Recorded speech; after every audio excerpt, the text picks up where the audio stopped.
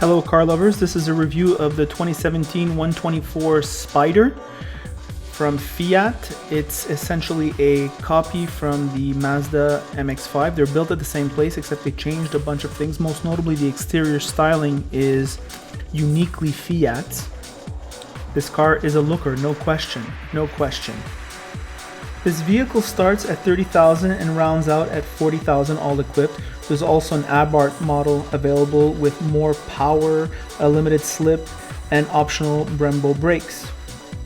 On the road, compared to the MX-5, this vehicle is much more softly sprung, and the control weights seem to be a bit less sporty as I recall, but those were Brembo brakes on the MX-5 that I drove. Nevertheless, this chassis makes it a more enjoyable daily driver.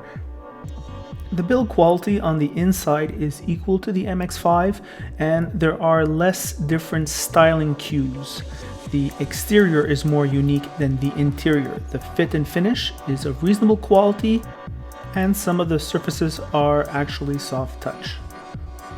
Looking at the interior from this angle, it looks pretty good. The Mazda design language is evident.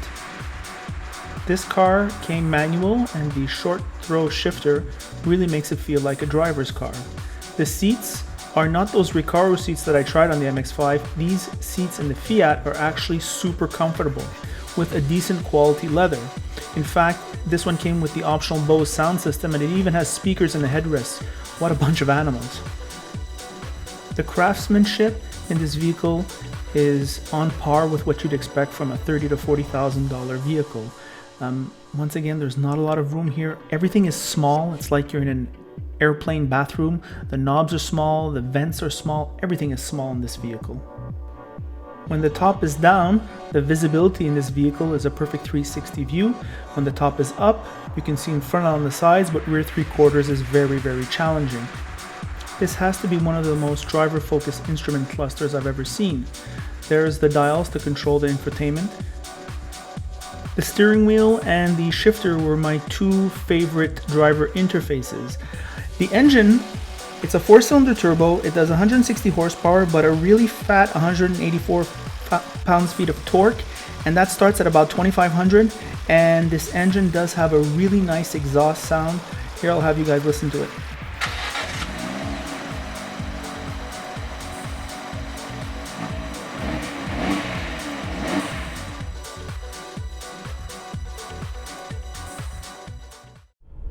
What is this car called? It's the Fiat 124 Spider. All right, I would have just called it the Fiat. We drove the Mazda MX-5 a few weeks ago. It was a very sporty car, very good looking car. Lacked the refinement of being an everyday driver. Was excessively loud on the highway, but it was a wonderful driving experience, no question. It was quite a looker, and that lightweight really made the driving experience better than you would think, because the suspension wasn't too hard. What are the differences between this car and the car I drove a few weeks ago? Well, the engine is much more powerful. Well, much more powerful. It feels more powerful because the turbo gives it a mid-range torque. It starts at about 2,500, and it just makes the driving experience a lot more easier. The suspension is softer. It's quite softer.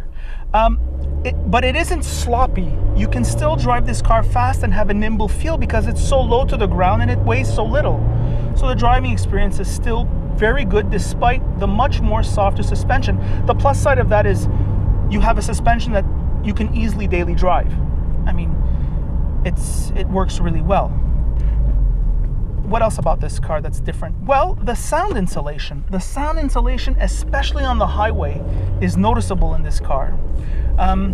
Another thing that contributes it to making it a better daily driver.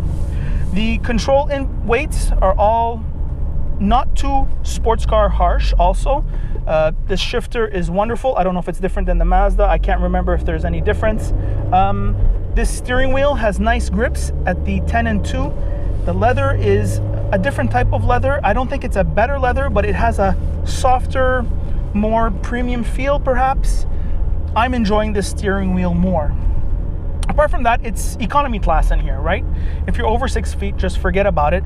5'9" preferably, and not too overweight.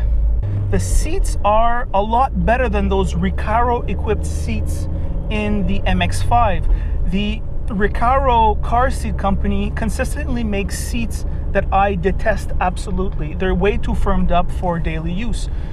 These seats are much better.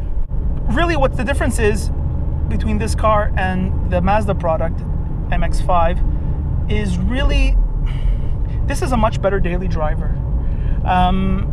If you can stomach getting in and out of this car, and you fit inside it, and you want the convertible roadster, and you want a nimble driving experience, you have to take this car.